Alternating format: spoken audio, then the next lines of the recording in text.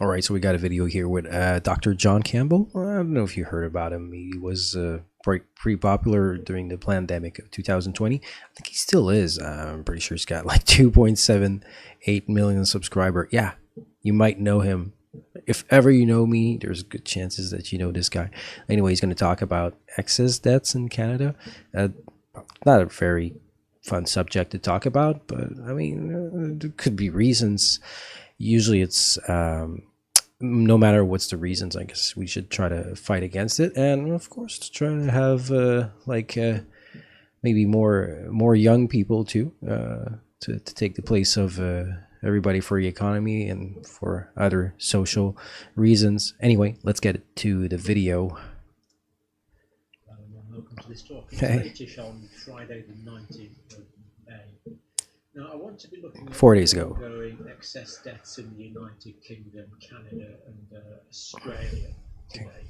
And we know that this is duplicated, sadly, in all of the sophisticated Western countries. A bit less in Eastern Europe, but in Western Europe, New Zealand, Canada, Australia, the United Kingdom, Ireland, excess deaths are high and sadly remain high in most areas.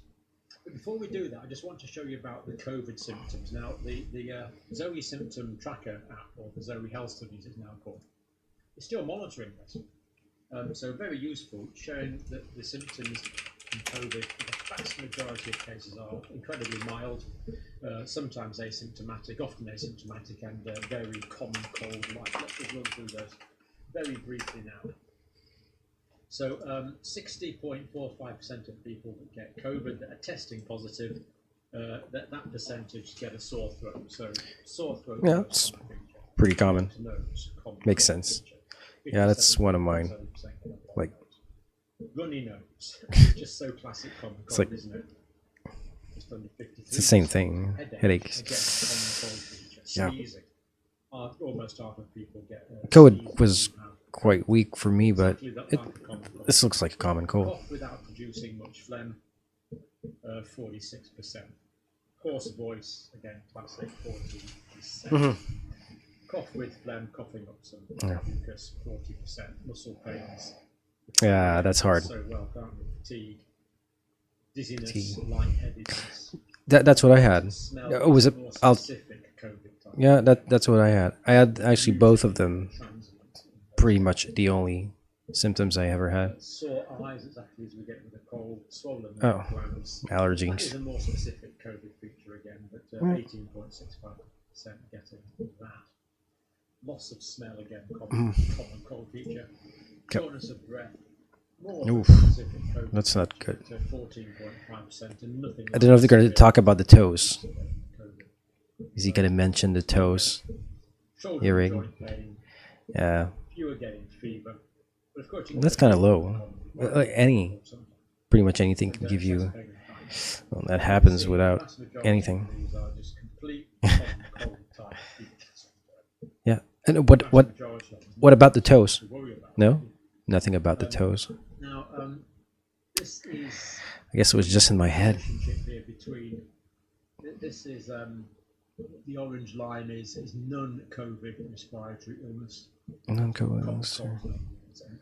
Okay. Blue line is COVID. People experiencing the onset. Oh, that's in the UK. Pretty well the same symptoms. Common cold, more common than COVID, but very difficult to tell apart. They might overlap sometimes. So we see that these excess deaths are clearly not caused by COVID. I think we can say that fairly definitively. Now, let's look at the excess deaths now in the United Kingdom. Yeah, I don't know exactly what is excess deaths. I can look for the information, of course. Expected number, that was 2,540 deaths.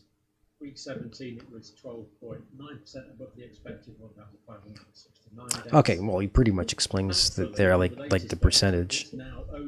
So like 1,000, I don't know, like 250, 280, I guess. But it's still 598 excess deaths in the week. Okay, no, that's a number. It's not like the complete, so yes, the numbers are going to be altered by So many, holidays and so reporting many times, people dying. which is probably why they were so particularly high on the weekend There are like in 10,000 people dying in the UK weekend of the per. 21st of April, but they're still high and remain high. It's like, okay, so it was like 20. How many? Like 11%.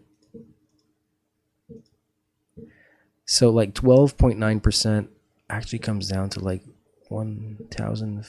So there's like about 8 times more people that died. So like that's 20, no, 1,500? Almost, no, a bit less. But like let's 13,000 people have died in just like the week of April, 28th of April in the UK. I don't know. Sounds like a lot of people. Yeah, I guess I hope there's like more people being born. Excess deaths in the week. So we see that the excess deaths in the United Kingdom are continuing. Yes, they're fluctuating. Yes, the numbers are going to be altered by holidays and reporting times, which is probably why they were so particularly high on the weekend in the 21st of April, but they're still high and remain high. Now, I'm going to look at Canada now. Canada's data is sometimes a little difficult to understand, so Thank you. I've recruited some help for this. I'll talk about Of course. that in a minute. Let's just look. What's so hard to understand about Canadians, huh?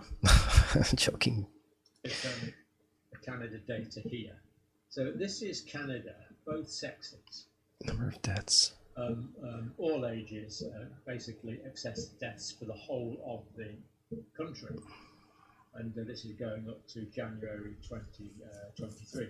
So most of this data here is for 2022. Oh, okay. That's like okay, that's every year. Of course, is because there's been two pandemic years, 2020 and 2021. We expect the excess deaths to be higher then because people, of course, well, yeah, but COVID-related complications and COVID exacerbating pre-existing conditions. But what we're actually seeing is the highest data here is for November, October. This data here, the green line, is all 2022. 22, which one? 2021. 2021 one would expect it to be. What?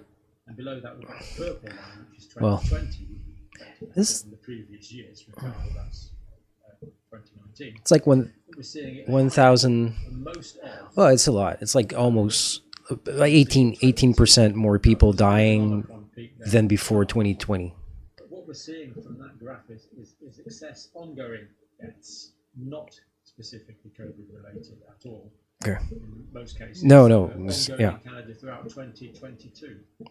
So. And there could be like people. I mean, of course, there could be multiple reasons why people are dying more, sadly, but it could be also because of people have put it off a long time before going to see their doctors, and other medical treatments were put on the side. A lot of people actually quit their jobs in the medical sector. I don't know about the rest of Canada, but in Quebec here, it's pretty much like that. And so like people, they have a harder time to get a doctor, and they know it. If you're not willing to pay in Canada, like we're supposed to have socialized Medicare, but we kind of do, but it's not ran really well. It doesn't help that there's a lot of money going away in pharmaceuticals, which aren't cheap. And I don't think the companies are getting are giving the best price possible for the government when they're buying. I don't know. Something tells me it could be a similar situation. I guess if we made the meds here for everything that's generic, yeah, that could help. But anyway, maybe one day. And so yeah, I think there could be multiple reasons why this has happened, but overly, like the measures that were taken, I think it's a minimum to just agree that they weren't the best. Like, and I also don't believe that they were trying to do the best that they could. I think they kind of wanted it like to be not that good. I don't know. It's it could be just speculations. You've seen it. I guess people have different opinions about what happened there. I don't. Yeah. So let's continue on with the video. The Australia's excess deaths are continuing there as in other places. Now, I've got some more data from Canada here, which is quite interesting. I'll just go down to it here. Here we have it here. First of all, we see, as we would expect, that deaths are higher. These are the adjusted number of deaths, roughly. That's weekly in 2020.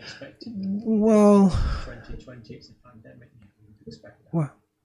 And we would expect the same for 2021. But 2022 is not what we would expect. Now, that's I don't know if that's COVID. Probably not. The actual number of deaths, adjusted number of deaths, which are close to this. It was a pretty intense influenza this year. Yeah. It was more deadly in the United States and Canada than was in the UK. But one question in my mind here is why are they using adjusted number of deaths and not actual number of deaths? Now, because this data is a bit difficult to understand, I've recruited some help from the eminent professor of statistics, Norman Fenton. Oh, he's the pro. That's a good idea. Comments in a minute. Okay. And they really are quite insightful comments, as you Okay. see. Well, that's always better. I mean, I'm trying to read them. I manage, no problem, but deaths, which like is roughly the actual number of deaths. So the actual number of deaths observed is at least the black dotted line. Okay. So it's at least that number. that's the like expected. Now, whenever the black line, that's whenever this line. That's like when there's more people dying than Blue line, the expected number of deaths based on previous year's averages. Whenever the black line is above the blue line, it's probable that there were excess deaths. Yeah, So that we makes can sense. see that apart from that tiny point there, it's probable. What's the red one? Just put the. Could you put the mouse over it, Dr. Campbell? This is quite staggering. Excess deaths for all of 2020, It's like, apart from 1 or 2. when you always have an excess, Entire year. is it really an excess? Concerning, but Yeah. sadly consistent with what we've seen in other In the other countries. Commonwealth Consistently higher countries. deaths in the United Kingdom. Now, whenever the black line is above the red dotted line here, whenever the black line is above Yes. the red dotted line, That's what I want to know. it's certain there are excess deaths. Almost certain? 95%. Upper 95 expected. That's like worst case scenario line. Above the red line most of the time. It's almost That's certain. no, it's 95% certain. More certain that there is an excess number of deaths. Oh, the median is the blue one. The red is like the 95% before it's counted as excess deaths. 2022. Even here, it's probable there was an excess number of deaths. But these times, it's very probable, essentially. More than 95% likely there's an excess number of deaths. Still a lot of people dying. Which is of a concern. Now, any number bigger than the red dotted line. It's for Canada. Well, we're like 32 million, I guess. Any number bigger than the red dotted line, then we expect something new is likely. So, like, let's see. So, it's every. Deaths is likely to be something that's like every week. new. So it's like, I don't know. Even if there was like 6,000 deaths like per 52 week, that's like 312,000. That's so much, because if I mean 300,000, if I divide like the millions of Canadians. The data's unequivocal. Yeah, that's like more than 1%. Above the red dotted line is almost certain. What the hell? There's more than There's an excess number of deaths. there's more than 1% of people. Well, no, I guess it makes sense, because if like people don't last in 100 years, See, that applies to all of 20. no, whatever. But wow, Blue line here, basically. yeah, 1% every year is still like implies that people live 100 years. I guess. Can't exactly count it that way, but I guess. The red line is, and it tells what the blue line is, but doesn't actually give us any data, which basically is a bit pathetic from statistical authorities, really. No, it's more that you're sure to die in 100 years. Yeah. You're sure to die. So good to get some data out of That's a Canada at least. So good good data. to see. Now we'll just finish off with some data from Australia. Um, so Australia, January 2023. It's weak. What we've got data for. There were 14,547 deaths in January. 12.4%. 14,000. And what's the population? This is January Population 2023. The of newest data we've got. Australia. So it looks like in Australia, the excess deaths from 2022 They're like 26 million something. into January, 12.4% above the average. So we're seeing comparable increases So from the average yeah, that's in the UK. Just remember the 3-week figures above the average in the UK: 22.1%, 12.9%, 5.4%. it's So in January, higher than Australia expected.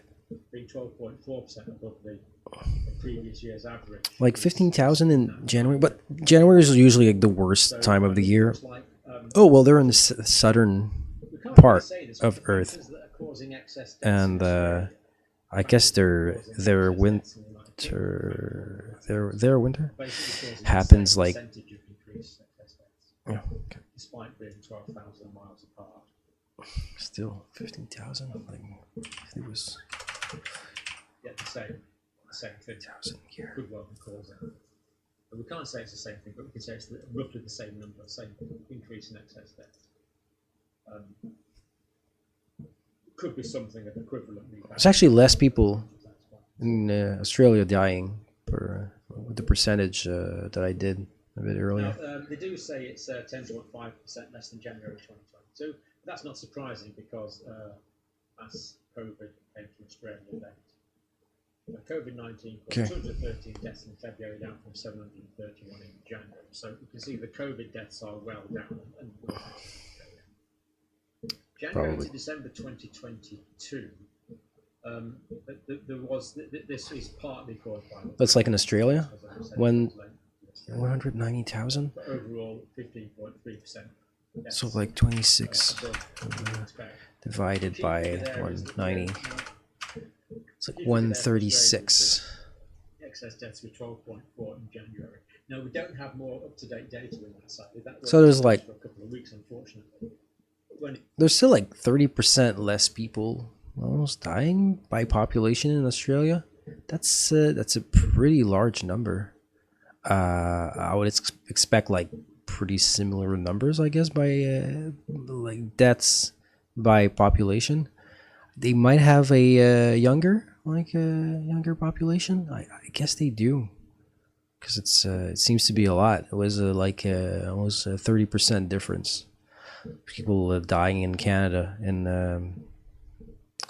well, like an estimate that I did. Well, But it does. Let's hope that January increase in excess deaths in 2023 was not continued, as it has been in the United Kingdom.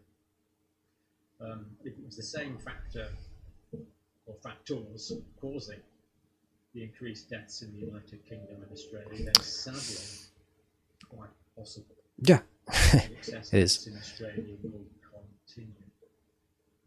So I'm afraid, sadly, we are seeing these ongoing excess deaths, and Okay. what is just astounding is the degree to which this is not being covered in mainstream media. We've seen mine and Professor Fenton's interpretation They don't care. of it here. It's This is not. my interpretation Yeah. of Professor Fenton's interpretation. Oh, that's. So thank you for watching, and check out below. I'll put some links to Professor Fenton's YouTube channel and Substack. Oh, okay. Oh, I thought he was coming Now, to thank you video. for- I think his conclusions are ones of a conspiracy theorist, and they are probably quite right. Yes, indeed. Yeah, I like John Campbell. He seems to be saying the truth. I mean, you can't trust nobody. Like 100%. Everybody's got like their own agenda, and it's kind of hard to separate yourself sometimes from it, even if your agenda is like good and your intents are good. You can still sometimes like fall or share information that resonates with you, and they of course you want to have this how do you call it, confirmation bias. People are highly attracted to it. I mean, am I gonna watch somebody's saying that like COVID is gonna kill everybody and that the only thing that saved us was science? I guess I did. I probably listened to that less because I probably do have. Everybody has a certain confirmation bias. I'm very open, however, to newer information, and I try to put myself in the middle of many situations, even though even I like playing devil's advocate sometimes. I like give benefit of the doubt. Well, like I said, I mean, are people dying because of COVID or just the medical treatments are not better?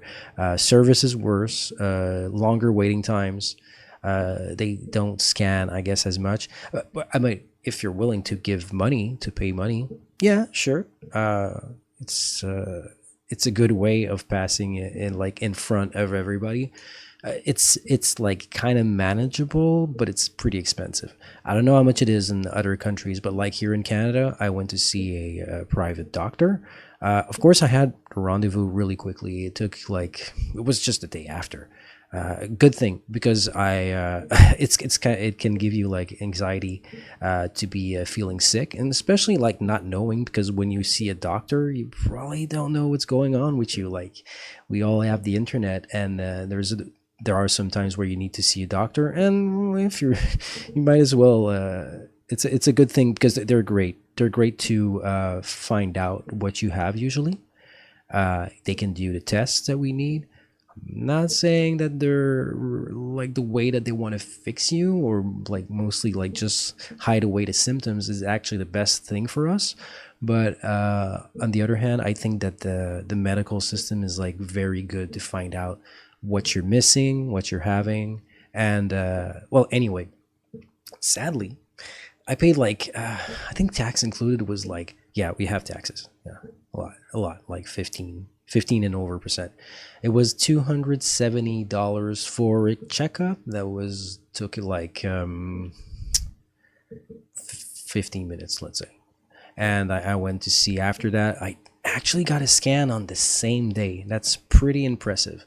I had no idea that would happen. They scanned, they didn't find anything. Actually, I need to follow up on that because they didn't find what I had, which was kind of scary at first. But I'm plenty fine. Actually, what was happening is that I was coughing blood. That's scary as shit.